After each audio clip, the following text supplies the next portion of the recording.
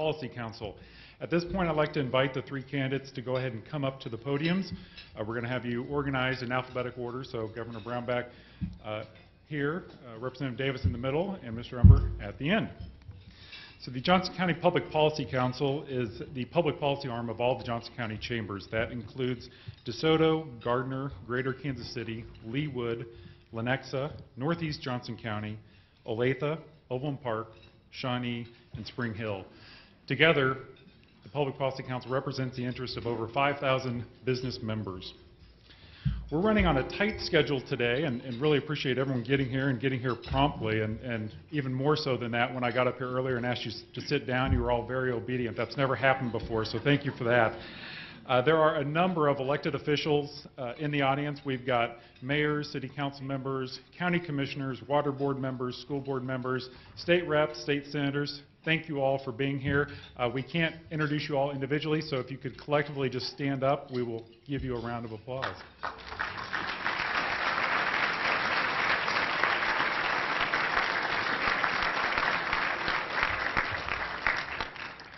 Well, let's get right to the program and get you onto the show. It's my honor to introduce Michael Mahoney. You all know him from a blogger and news reporter for Channel 9 KMBZ. He's been doing this for over 30 years, has covered every major political race in Missouri and Kansas since 1982, and he's going to be our moderator for today's event. So help me welcome Michael.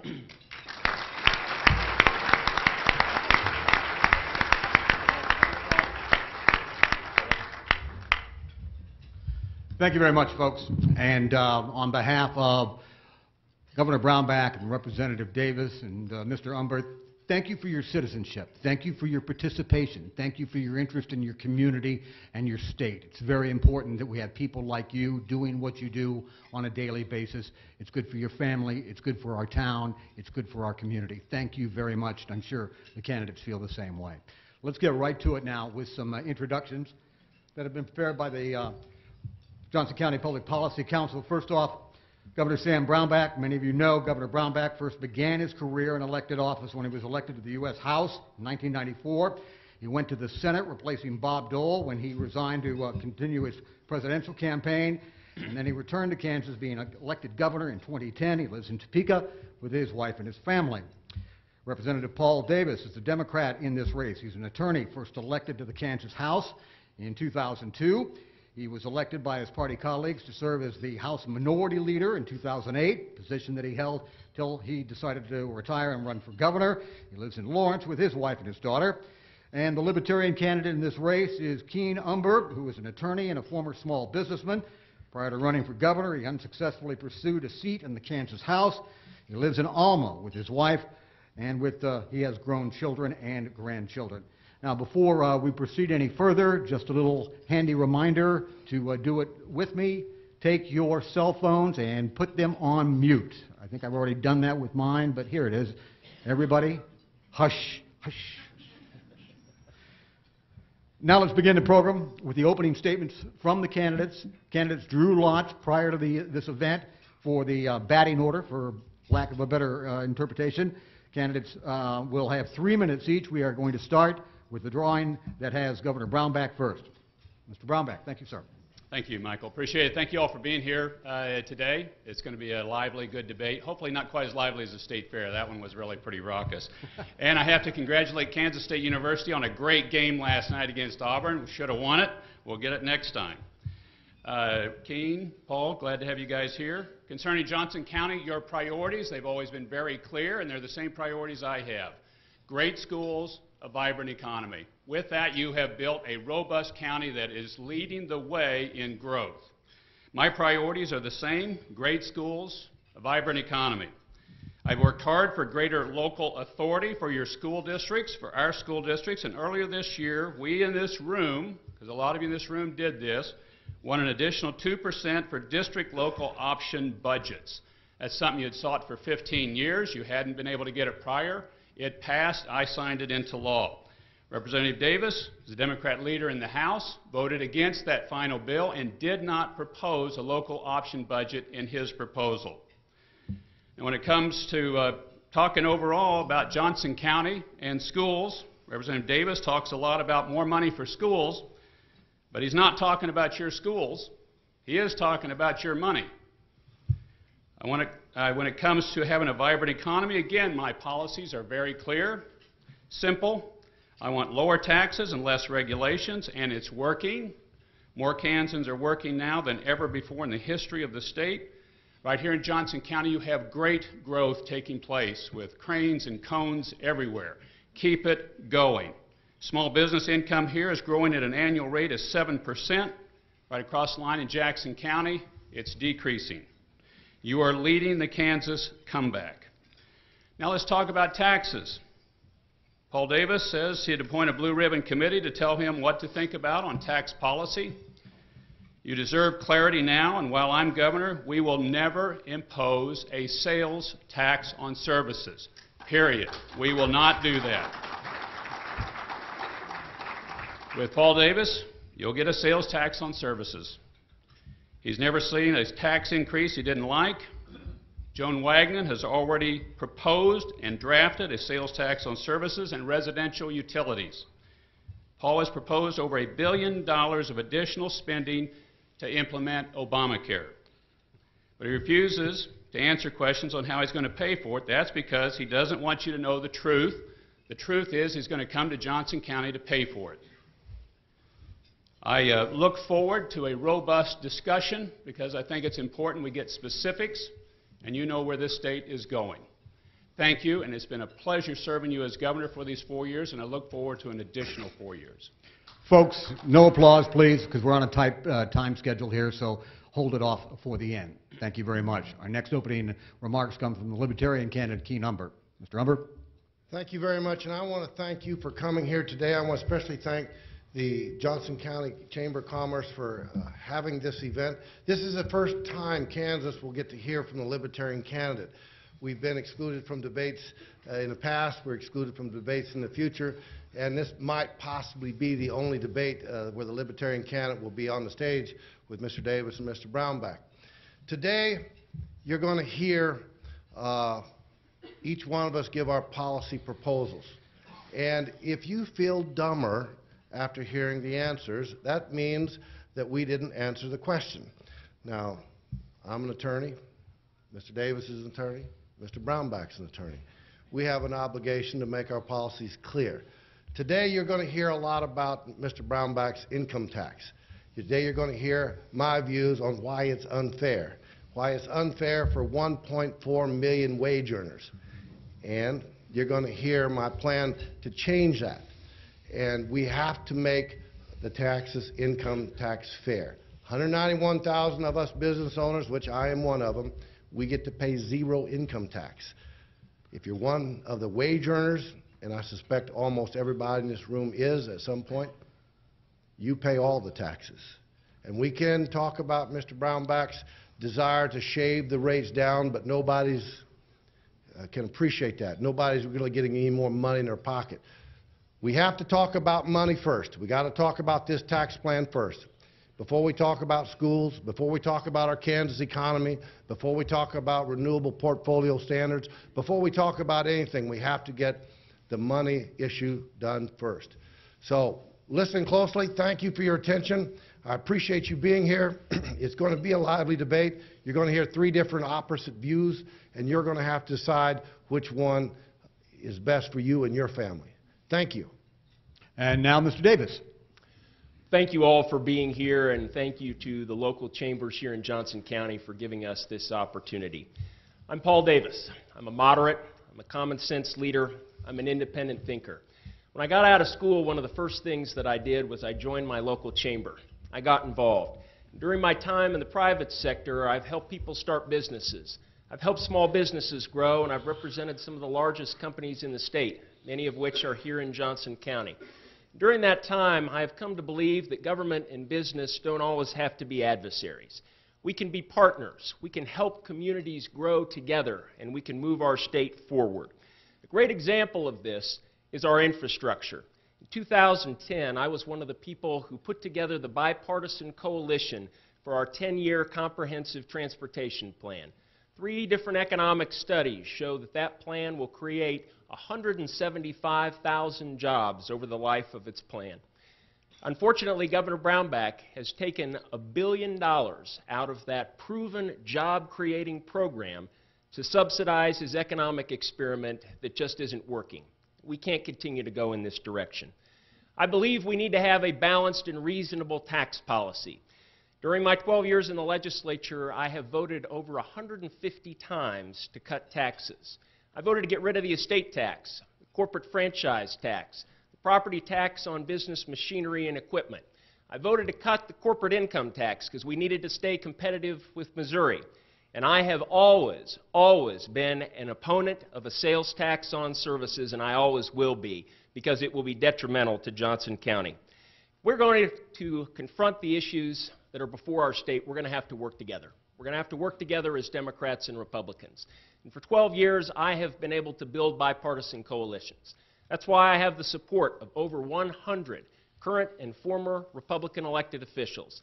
Folks like Senate President Dick Bond, Bud Burke, Speaker of the House, Wendell Leidy. I also know the key ingredient to the success story of Johnson County: great public schools. I have been a champion for our public schools. I have consistently supported more local authority for Johnson County schools, and I will continue to do that as governor. And I will make my very top priority restoring the cuts that have been made to our public schools, because strong public schools are the very foundation of a stronger economy. Thank you, and I look forward to the questions. And it is time for questions now. Hold your applause, please. And these questions have been developed by the Johnson County Public Policy Council. They have not been seen by the candidates. Obviously, each of the candidates are going to have 90 seconds, a minute and a half, to respond to these questions. The first one, gentlemen, is the fact, as you well know, one of the major responsibilities of the governor of the state of Kansas is to propose a budget. And as you well know, by law, it needs to be balanced. Don't have any choice in that. And so what would your highlights be in your budget? I'm going to start with our Libertarian candidate, Mr. Umber. Mr. Umber? Well, thank you very much. I love this question. This year, the Kansas legislature passed and the governor signed our largest budget we've ever had in the history of Kansas, $15.352 billion. Now, let's remember in 2014, when we had our $14.6 billion budget, we didn't have enough revenue to meet that budget. Why not? Well, it was the governor's income tax plan. We're going to talk a lot about this plan, and we have to keep coming back to it because that's why we don't have enough money. 191,000 of us pay zero income tax. I'm an attorney. I run my own business, sole proprietorship. We pay zero. Same with LLCs, all the pass-through companies. In order to make our budget, we have to change something. We have to pass the Kansas Fair Tax. The Kansas Fair Tax was submitted to the legislature last year. It's House Bill 2625. It's not perfect legislation. It's going to need some work. But what it does is it repeals income tax for everyone, repeals corporate tax, sales tax, and in its place institutes a 5.7% consumption tax on goods and services. We're going to talk more about this, and I appreciate this opportunity. Mr. Davis. A budget is a reflection of priorities, and my top priority has always been our public schools. Fortunately, when Governor Brownback came to office, that wasn't his top priority. He made the largest cut to public school funding in state history, and our schools have seen the effects of this. I talked to a school teacher the other day in Shawnee Mission who told me she's got over 30 kids in her class and she can't even get a paraprofessional. That is not how we are going to grow our economy. You know, the Overland Park Chamber in its 2014 legislative priorities said straightforwardly that educational excellence is one of the single most important reasons companies have selected Johnson County as their place for business. You all have built a tremendously successful model, and we in Topeka need to help you take that model to the next level. The problem with our budget is that Governor Brownback has put us in $1.3 billion of debt over the next 5 years. That comes from our Legislative Research Department, and he's unwilling to acknowledge it. And I think that the best example of future behavior is past behavior. What he's going to do is he's going to cut schools more. He's going to take more money out of our proven job-creating program, our transportation plan. That is not how we are going to continue to grow our state. I have a common sense plan that I believe Democrats and Republicans can support to get us out of this mess, and that's where we need to head. Mr. Brownback. Dennis Depew, the former president of Kansas Association School Board, said this: "It is disingenuous and factually untrue to claim that K-12 spending has suffered massive cuts in the last 5 years. In fact, the opposite is true, with the addition of over $500 million in spending from 2010 to 2015. The cuts came from Paul Davis prior to my becoming governor of the state of Kansas. And yes, we have cut taxes. And we've cut them so we could get growth happening, and the growth is happening. We are growing 3 times faster private sector jobs on the Kansas side of Kansas City as on the Missouri side, because the taxes are lower and people can grow more here, and that's what we're seeing. And let's deal with another fact. June 30th, 2010, 6 months before I come into office, the state ended its fiscal year with $876.05 in the bank account. We ended this last fiscal year, June 30th, 2014, with $443 million cash on hand, and improving the fiscal situation of our CAPER system, which they had let go into near bankruptcy zone, to where we're above that and about middle of the pack for states. We have made substantial improvements to the budget of the state, and we are growing, and we are creating jobs in this state. 58,000 new private sector jobs in the last 4 years, shelling off income, moving people forward, getting them off of welfare and onto the work rolls, and it is working for the state of Kansas, and we've got the money to prove it. Next question, gentlemen. The Public Policy Council here believes that the state may be shifting away from its traditional reliance on a set of 3 taxes: the sales tax, the property tax, and the income tax. We'll start with you, Mr. Davis, on this one. What are your views on this tax policy in the state of Kansas? Well, we have traditionally subscribed to, Mike, what you refer to as the 3-legged stool. And some say that the stool is a little wobbly these days, and some say it's just been completely knocked over. You know, 2 years ago, I put a plan on the table, the same year that the governor put his tax plan on the table.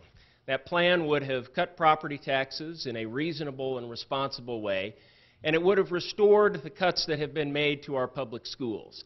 We have a school finance lawsuit that's before us right now, and I've lived through the last one, and I didn't really want to live through another one. So I thought, let's get out in front of it.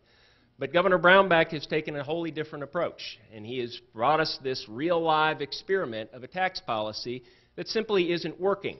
His own Council of Economic Advisors several months ago documented that the state of Kansas is lagging behind our surrounding states in virtually every economic growth indicator there is.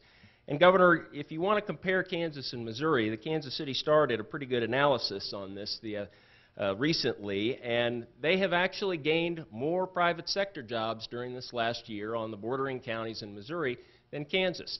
You know, people in Topeka would like to take credit for what you've done here in Johnson County, but this is your model that you built.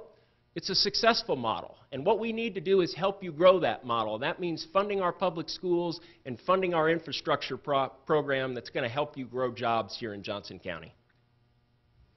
Mr. Brownback. And I would say it would be not taking another $1 billion out of Johnson County to implement Obamacare, which Representative Davis wants to do. And this is where he's going to come for that money, is to come here to take that money out of this economy. And what we have said, we want you to invest your money here. And why do you think we've got all this construction happening in Johnson County? And why is there so much more growth here than on the other side of the line? 3 times faster private sector growth. You've got great schools, and we've got a better tax structure here. And people are moving rapidly. We're building office space here so people can move into Johnson County and to be able to take advantage of the situation that's here. Moving forward, I want us to grow. That's what I'm focused on. I want to see us grow. When Bob Dole first ran for office, we had 6 congressional districts in the state of Kansas. Bob Dole may run again. We're down to 4, headed to 3 congressional districts if we don't change the trajectory of this state, and that's what we've done with tax policy, is to put ourselves in a more competitive position, and now we're getting people moving into Kansas from all the surrounding states but Colorado. Colorado still has a lower income tax than Kansas does, and it still has higher mountains than we do. But we are growing, and we're attracting people from around the area, and we're attracting wealth from Missouri, too, into Kansas. This is the right direction for us to go, is to get that income tax down. We've got it from 6.45 to 4.8. Paul Davis wants to raise it on people that make $15,000 a year. He wants to raise the income tax on them. Mr. Umber. Well, the question was about our state's tax policy. What you heard was not the answer to those two questions. Before we talk about anything else, like I said earlier, we have to talk about our taxes. Our tax policy right now allows 191,000 business owners to pay zero, while 1.4 million wage earners pay it all. It's through the tax policy that all other policies that affect our state flow. So we have to afford, through a legislative enactment, and the Kansas Fair Tax Bill is this legislative enactment that zeroes out the income tax for the wage earners. When 1.4 million wage earners have their taxes back in their pockets, they're going to go out and spend it. That causes economic growth. That causes businesses to staff up, means hire more employees to meet the demand. Currently, when Governor Brownback's plan gave 191,000 of us our tax break, so we don't pay taxes, the expectation was we're going to go out and hire employees for no particular reason. That's wrong. Economic growth comes first by giving more people disposable income in their pockets. 1.4 million people is the economic engine for our state. That was what the question was. That's what the answer is. Thank you. Candidates, listen carefully for a second. Other than talking about tax policy, other than the tax policy, talk to us a little bit about your approach towards economic development, economic growth, and jobs. And the council wants to hear you talk about economic incentives. And we'll start with Mr. Brownback. Well, we've done very well, particularly recently in this area, on economic growth and use of incentives, and also having a very good tax policy. Last week announced AIG expanding 300 to 1,000 new jobs in this area, in the Olathe area, which is fabulous. Last week did the ribbon cutting on IKEA, which is a fabulous story. I hope some of you get out to it. It will be a tourist attraction. Prairie Fire, the expansion, I've worked aggressively with them in that area. And not here in Johnson County, but in Wyandotte County, we're going to be the U.S. headquarter for soccer, with U.S. Soccer moving their training facility in there. Worked a long time to get that group there, and this is going to be a game changer for us to have that in the area. We've got record numbers of Kansans working. I believe we ought to use all the tools at our disposal, which include things like the PEAK program, and we ought to work with people in this room, which I've worked with many of you, to recruit businesses into this area so that we grow. What our tax policy is focused on is on growth. And I feel like this is kind of a 2 against 1, but what we're doing is saying, let's get growth in jobs. You get jobs here, we'll get more people into the state of Kansas. You take taxes off of small business, and what they tend to do is create jobs. And that's what they've been doing, is creating jobs. With big business, we have to use programs, and you pay for it. You pay to bring the big business into the area. For small business, they want a better tax policy, and that's what we gave them, and that's why you're seeing such growth in jobs, record numbers in the state of Kansas, and you guys are leading the way. Mr. Umber. I have to correct the governor. It's not 2 against 1. It's 1.4 million against the 1. This tax policy makes tax slaves out of 1.4 million wage earners. The way to economic growth is to put more money back in the wage earners' pockets. It's called trickle-up capitalism. When the wage earner has more money, they go out and buy more products and goods and services. That business owner then sees the increased need for his goods and services, and he staffs up. That's economic development. Businesses should be competing for customers, not more government programs like HPIP, Impact, and PEAK. Those programs actually steal money from the school districts. With a 10-year tax abatement, with the ability to for the business owner to retain 95% of their employees' state withholdings, that's taking money away. These programs are buying friends. They're not buying businesses, okay? And when the incentives are gone, they're gone. The way to economic growth is the same way it happened back in the 1950s, 60s, 70s, and 80s. Put more money in the people's pockets, the wage earners' pockets, and they will drive the economic growth in Kansas. Mr. Davis.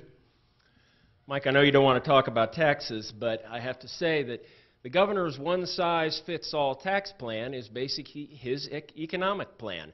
And instead of convening business leaders and community leaders when he became governor to design a plan that's going to work for our communities, diverse all across the state, he hired Art Laffer, a California ideologue, the father of trickle-down economics, and we paid him $75,000 of the taxpayers' money to design an economic program.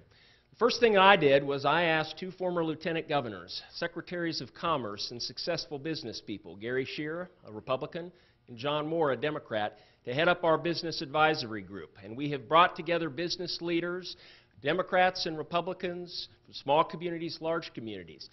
And when I listen to them, what I hear uniformly is that this one-size-fits-all plan just isn't going to work. We have to understand that what works here in Johnson County is very different from what works in Garden City. And communities lead on economic development. And what we need to do is be a good partner at the state and help them with the basics. And here in Johnson County, the basics are great public schools and a robust transportation program.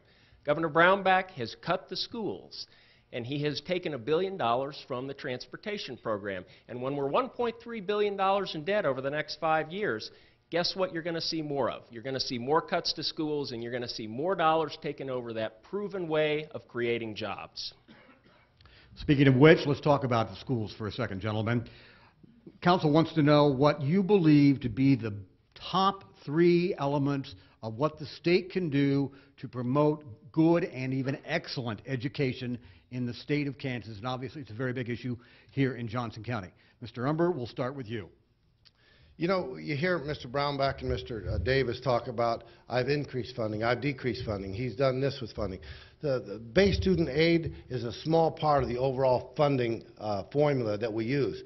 Most of the funding comes from local school districts assessing property tax in their school district. That's where most of the funds come from. And so base student aid is roughly, what, $4,400 now, is that correct? And I tell you what, let's just make it $5,000. It really doesn't make any difference. The difference is what the local school boards decide to spend money on. Local school boards must have local control. They decide how much money is put in teacher salaries, how much money is put in new classroom materials. They're the ones, and that can't ever change. Now, there are rich school districts and there are poor school districts. And there are some districts out in western Kansas that absolutely refuse to raise property taxes because those board members ran on that platform. And that is the way it should be. And I don't think we should take money from Johnson County and spread it all around to every other school district who doesn't want to place a priority on education. So, you know, be careful. Whenever they're talking about increasing base student aid, they're taking money out of your pockets. They're looking at your pockets to take more money out of. So be very wary of that. Mr. Davis. You know, as the child of 2 teachers and the parent of a soon-to-be kindergartner, the issue of public education is very, very important for me. The first thing that we have to do is we have to get us on a path so that we can restore the cuts that have been made to our public schools. One of the other things that I think is very important out there is that we need to support our teachers. The single most influential factor in a child's education is a good school teacher. Governor Brownback earlier talked about how I voted against the school finance bill. I've introduced the very first school finance bill to address the court's decision. I voted for the bipartisan bill that many here in Johnson County were very involved in, and I supported the local authority component of that. But I voted against the final bill because Governor Brownback and his allies in the legislature decided to take a cheap shot at the 35,000 public school teachers that we have in this state. It had no place being in that bill. And school teachers all across this state have just felt beaten down. And we have to stop doing that. We have to start supporting our school teachers, start supporting our schools, and give them the resources that they need. And I want to end with reiterating that point from the Overland Park Chamber's legislative platform. Educational excellence is one of the single most important reasons companies have selected Johnson County as their place of business. We all know it. Mr. Brownback. I'm the product, public education in this state, Prairie View High School, a little district south of here, K-State, KU. My oldest daughter teaches 5th grade math. great teacher. My oldest son wants to go into the profession, into the university teaching level. He's getting his PhD this year in economics, wants to teach. I believe in public education. I believe education is transformative. I believe teachers transform people. And I've been transformed by teachers, by Gary Harvey, my ag teacher in high school, and by teachers that I've had all along the way. I believe in the system, and that's why we put record amounts of money in the system. I also believe you ought to have some local control. And that's why I fought and signed the local option budget, which Representative Davis voted against and didn't propose in his own proposal. He's against you keeping your own money to upgrade your own places. He was against the local activities budget that you had proposed sometime in the past. What he's talking about when he's talking about money to schools is your money but not your schools, and putting it in other places, and that's been his consistent voting record. Now that's fine, but that's his position. Steve Rose wrote about this bill that passed this year, quote, "Kansas school funding bill is a huge win for Johnson County." On local control, he said, "It has been the mantra for 3 decades, and it finally came to pass. Hats off to those who voted for the bill and for the governor who signed it." Gentlemen, let's talk. Let's talk now a little bit, gentlemen, about higher education. What do you foresee or what do you envision as the role of state government in higher education, including things like providing better or broader access to the universities, to the Kansas Community College system, and to the technical schools? And on this question, let's start with Mr. Davis. You know, our higher education institutions in this state are our engines of economic opportunity. You have a great community college right here, Johnson County Community College, that is the 3rd largest university in the state of Kansas, if you want to look at the number of students that are enrolled there. And there are great things that are going on there. We have to continue to support our institutions of higher learning. The problem, once again, is Governor Brownback 2 years ago was running around the state, and he was coming to our state universities, and he said that, you know, higher education is critically important. We can't cut it. There was talk in the legislature about reducing support for higher education. But then when it came time for him to match his rhetoric with action, he signed $66 million of cuts to our higher education institutions in a year when all of our surrounding states invested more in higher education. That just doesn't make sense. If we are going to grow as a state, we have to be supporting our institutions of education, early childhood education, K through 12 education, higher education. And we've also got to do something about the out-of-control tuition that is resulting of this. When Governor Brownback's cuts were signed, the Board of Regents raised tuition. Too many kids right now are getting priced out of a college education and walking away with debt that they can't pay off. And we've got to stop that trend. Mr. Brownback. Higher education funding has increased $50 million since I've been in office. Paul Davis has voted against virtually every one of those increases.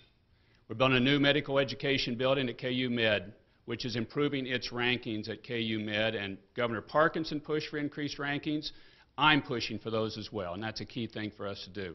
Representative Davis voted against that budget to pay for the expansion of the medical education building. We need to build the NBAF facility in Manhattan, Kansas to continue our animal health corridor in this area. This is a one-of-a-kind facility, $1.2 billion federal state match. Again, Representative Davis votes against the budget to be able to have us bond that authority and to be able to have that facility here. He talks a great game. He's been walking away from it ever since. We are going to continue to support higher education in the state of Kansas. We're going to continue to grow higher education in the state of Kansas. We're going to grow it particularly in our key economic driver regions, aviation industry around Wichita State University, the medical sciences here, the engineering overall, the animal health corridor. We have invested in those. We've invested heavily, and it's paying off with improved rankings and additional students. We need more engineers. I was sitting at this table here with Paul, and what we've got of an engineering center here in Kansas City, we need more engineers. And we're increasing the number of engineering graduates from Kansas universities. Those are the sort of things we're going to continue to invest in because you need a high quality, high product, higher education, and it's improving, particularly with Fred Logan, a local here, is a former chairman of the Board of Regents that I appointed. Mr. Umber. Well, let's go back to the original question. What is the state responsibility to higher education? We do have a responsibility. You've heard two politicians talk about we have to add more support. We have to add more resources. What does that really mean? That means we need to tax the people of Kansas more to subsidize tuition at our higher educations. That's what it means. The question is, our duty is to K through 12 first. And the money that we give to lower tuition, does it really lower tuition? Do we keep dumping money in higher education and not expect efficiencies? Do we force the universities in Kansas to be efficient with the money that we give them? No, we don't. We close our eyes and we tax you. We tax the wage earner. We tax investments. We tax everything that moves, lives, or breathes so we can, fund, support, add more resources to higher education. There comes a point in time where we have to stop doing that. We have to make the universities responsible for the money they spend. And I have never seen tuition go down in any of our Regents universities, and that's just not the way business works. Education is a business. Higher education is a really big business. They have to be efficient with the money that we give them. Right now, the next budget year is going to be very difficult, and there won't be any more money sent to higher education unless they want to raise taxes, and I will not raise taxes. Candidates, let's talk about health care policy for a second. What are your views on the implementation of the Affordable Health Care Act? What are your views on the potential expansion of Medicaid in the state? Your thoughts on this in general, and Mr. Brownback, we'll start with you. Thanks for the question. I oppose Obamacare. I opposed it in the U.S. Senate. I've opposed it as governor. It was a huge transfer take from Medicare into Obamacare. It's not working. If it was working, the Obama administration that authored it would be implementing it, and they're not. You haven't seen the big hammer yet from Obamacare. It's coming after the election cycle. Representative Davis wanted us to be an early implementer of Obamacare. It's going to cost $1 billion in Kansas to implement it, and that's going to come out of your pockets. That's where it has to come from. I don't think that's the way for us to go. The right route, I believe, for us to do was CanCare, which Dr. Collier was the one that implemented, which Representative Davis supported until he started running for governor. CanCare was a program where we could get our system in place and offer more services and take in more people and still bend our cost curve down because it was an integrated care system. We've added 80,000 people to Medicaid in the state of Kansas under CanCare.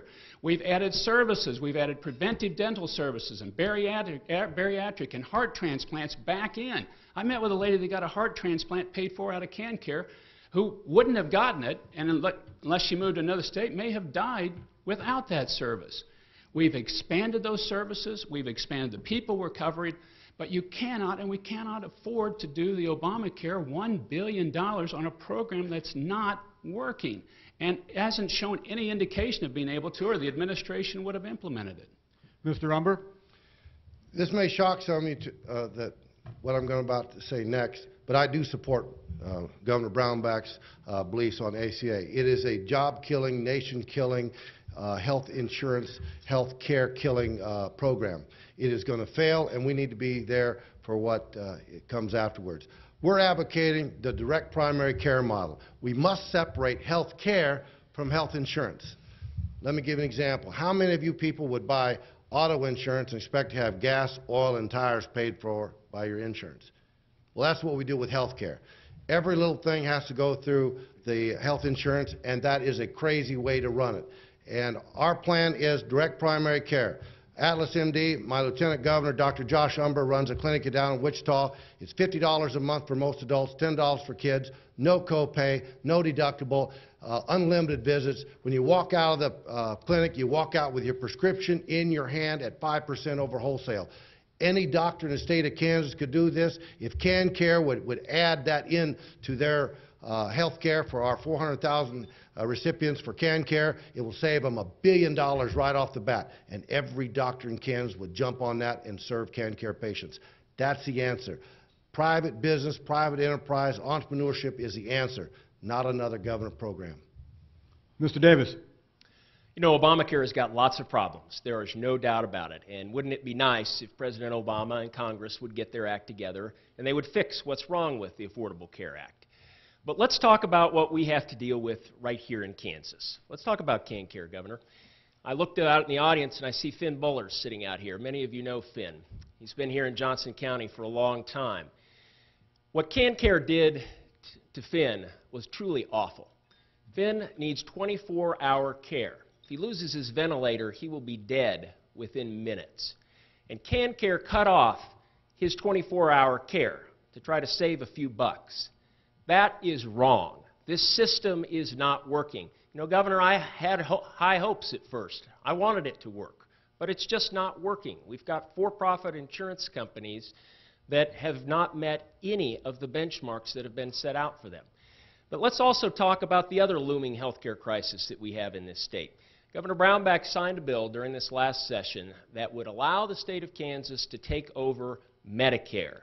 Governor Jan Brewer in Arizona saw that same bill on her desk, and she hit the veto stamp because she said the state of Arizona has no business being in the Medicare business. Neither does the state of Kansas. I would have vetoed that bill as governor. The 450,000 Kansas seniors that are on Medicare don't need the state of Kansas to take over their Medicare. Candidates, what are your views about the state's energy policy? And we'd like to see you or hear you talk a little bit about the current renewable energy standards that are in place in the state of Kansas. And I believe this is going to be Mr. Umber. Right. I am absolutely for the phase out of the RPS, the Kansas Renewable Portfolio Standards. It's a great plan at first. We got screwed in the deal. We didn't get the Holcomb plant. Most of that energy goes out of state anyways. And with a lifetime tax abatement for each one of those towers, that is robbing school districts. If they were the good neighbors they purport to be, they would pay that income or the property tax on that each tower, and that money could go directly to fund schools. I am for phasing out with that first bit of property tax going to schools. If the RPS has nothing more to do than produce green energy and cost us more money, our rates are going to go up 9% so we can be green. But you know what? Okay, let's do the green energy thing, but let's make that as a business like any other business. RPS picked winners and losers, and when they were granted a lifetime tax, property tax abatement, that's just not fair for any business. I'm phasing it out immediately, starting in 2015, with that first monies going to the school districts. That's how we're going to fund school districts. Mr. Davis. I support our renewable portfolio standard, and I fought off many attempts during the last legislative session to repeal it. You know, there's a company right here in Johnson County called Tradewind Energy, and they're in the wind business. I want to see more wind jobs in Kansas. We are the second windiest state in the country, and it's not just because of the three of us up here. But we are lagging far behind that in terms of the capacity that we are generating. Without an RPS, we are sending a very strong message to the wind industry that Kansas is not open for business. We would be the first state in the country to repeal its RPS. We need this. I want those jobs. I want to see Tradewind Energy add more employees. I want to see more Tradewind Energies coming to Kansas. I want to see more Siemens like we have in Hutchinson. Governor Brownback used to support the RPS. A few months ago he said he'd phase it out in the morning, and then in the afternoon he said, well, no, I didn't really mean that, and now he's saying he wants to phase it out again. Mr. Umber, I appreciate you candidly answering this question, and I asked the governor several times at the state fair debate, will you veto a bill that repeals the renewable portfolio standard if that hits your desk? I will do that. What's your answer, Governor? Go ahead, Governor. You know, this is really amazing to me because Paul opposed the RPS when it was first proposed and now is for it, so I guess he can flip back and forth that way if he'd like to. What I've said is I want to see all sides come together, and if they come together around some proposal that says we want to do something different, like a tax credit, I could go with that. If they say not, I'm not going to do it. I want the sides to come together because that's how you move things forward in Kansas, is you bring people together to get things done. Unlike you, where you just said, I'm going to set it this way, and that's the way it's going to be. I support an all-of-the-above energy strategy for the state of Kansas. We are an energy state. We have a lot we can do in energy in this state, and a lot we are doing.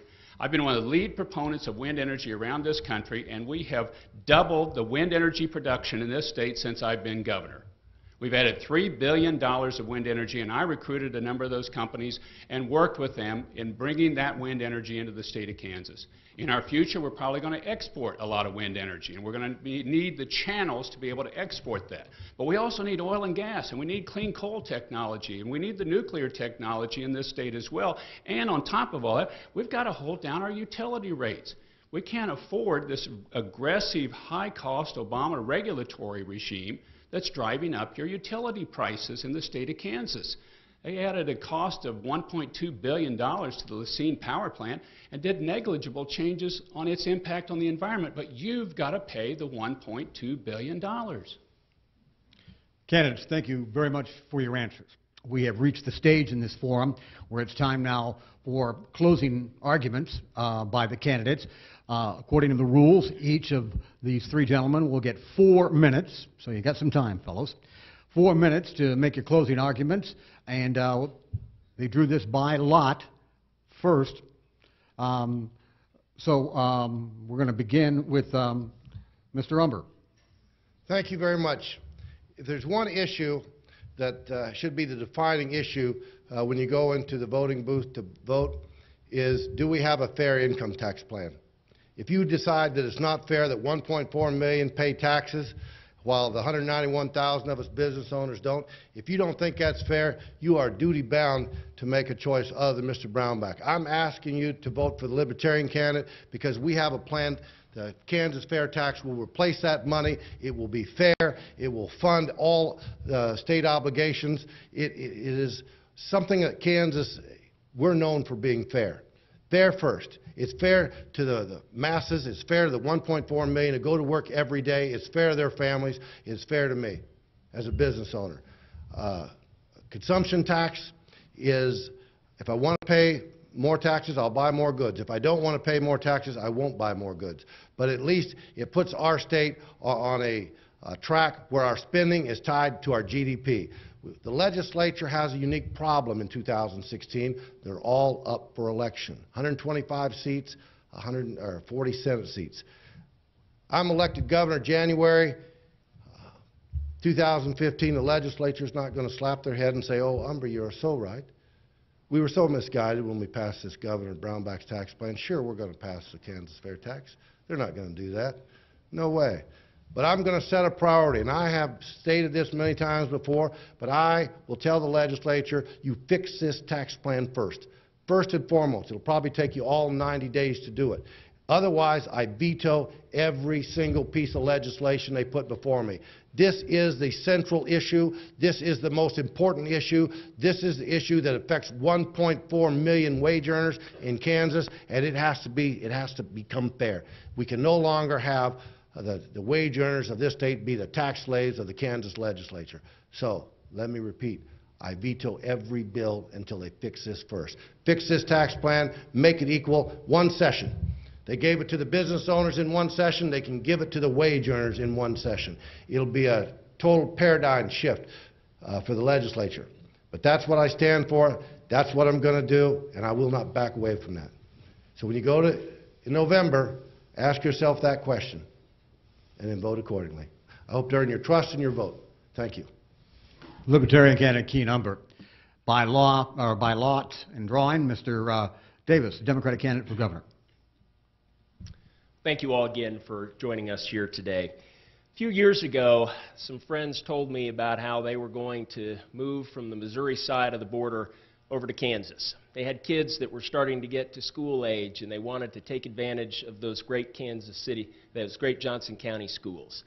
I've heard this story over and over again, and I know most of you have as well. Many of you are probably part of those stories. But we're going to be hearing fewer and fewer of those stories, because folks are going to be hearing about that teacher that I met a couple of weeks ago in Shawnee Mission, who's got over 30 kids in her class and can't even get a paraprofessional.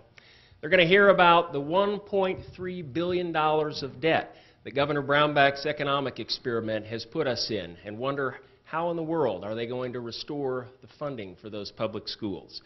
They're going to hear about that Kauffman Foundation study that has Kansas 45th in the country in new business creation. They're going to hear about the fact that in 2013, more businesses closed shop in our state than opened. The governor's economic experiment isn't working, and it's not going to work. The choice we have in this election is whether we're going to acknowledge that, whether we're going to clean up the mess, whether we're going to get our fiscal house in order as a state, whether we're going to restore the cuts to our public schools, and whether we're going to use proven ways to grow our economy. Or are we going to hit the accelerator, as the governor says, on a failed economic experiment that is going to lead to more cuts in schools, more dollars taken away from our proven job-creating program, and more cuts for other state programs? In order to meet these challenges that we have to do so in a bipartisan way. I have a 12-year record of being able to bring Democrats and Republicans together. That's why I have the support of over 100 current and former Republican elected officials. Unprecedented. It's never happened in Kansas before. That's why my administration will be the most bipartisan administration that the state of Kansas has ever seen. Because I don't believe that all the good ideas are in one particular political party. I think we can find them in all political parties, and we can bring people from all political parties together to confront the challenges that we have.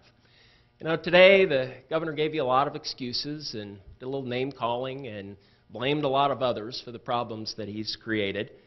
But what we need is somebody who understands the needs of the business community. I'm a 15-year member of my Chamber of Commerce. I've helped people start businesses, and I've done that right up to working with some of the largest companies in this state. The governor, last time he was on a private sector payroll, the Kansas City Royals were defending their World Series championship in 1986. I'm a Royals fan, and that was a long time ago. We need to restore the cuts that have been made to our public schools. We need to use proven ways to grow our economy, and we need to do all of this bringing Kansans together, Democrats and Republicans, working in a bipartisan way.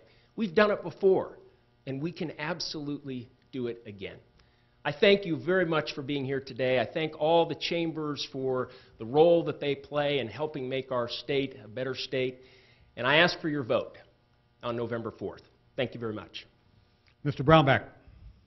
It would have helped that Shawnee Mission teacher if you had voted for the local option budget. That was more money for them. I did. You did not vote for that. It failed your test. You didn't support the local option budget. When he's talking about money for schools, he's talking about, not about your schools, but he's talking about your money. I want to thank you for being here today. Paul and Keene, I want to thank you as well for this discussion. Elections are about choices and directions, and you're hearing three different directions here. Certainly between Paul and myself, I'm a Reagan-style Republican, and he is an Obama-style Democrat. He's been a two-time Obama delegate. He's supported tax increases across the board.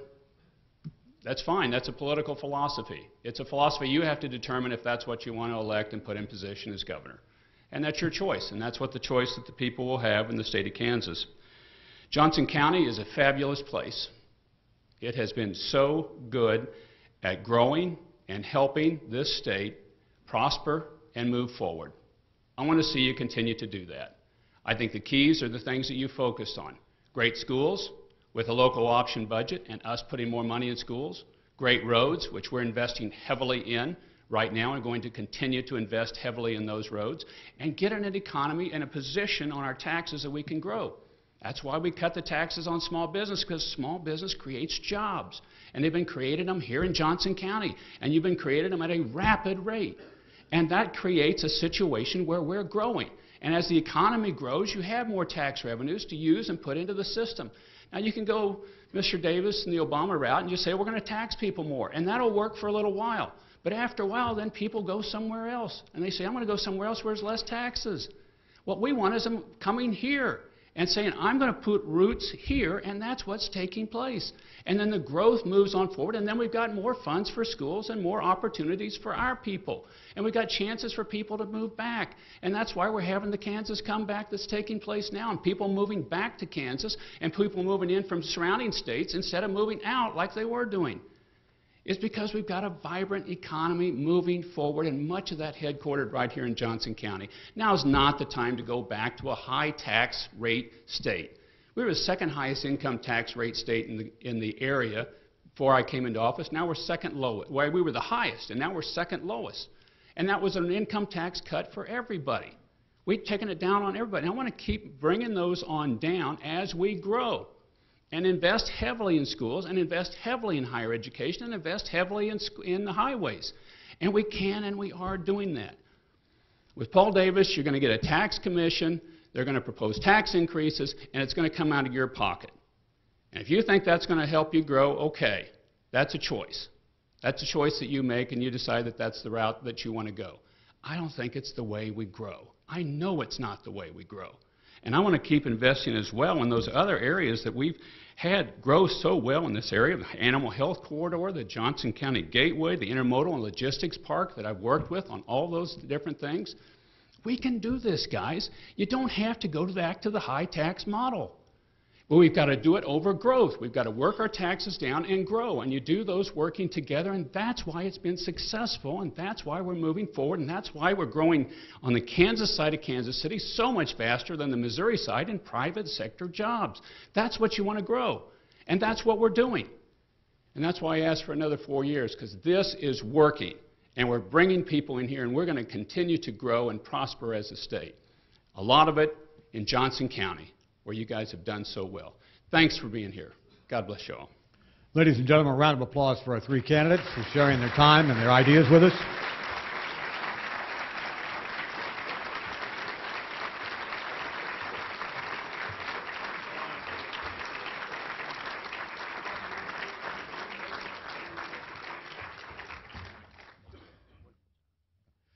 A reminder to you before you leave here, number one, thank you very much for allowing me the privilege of doing this. Number two, the Johnson County Public Policy Council continues to try and educate voters. There is a Senate forum set for Wednesday, October the 8th, with a seemingly ever-evolving ensemble cast. But that is October the 8th, and then there will be a Johnson County Chair Forum set for August the 21st. Thank you very, very much. Enjoy your weekend.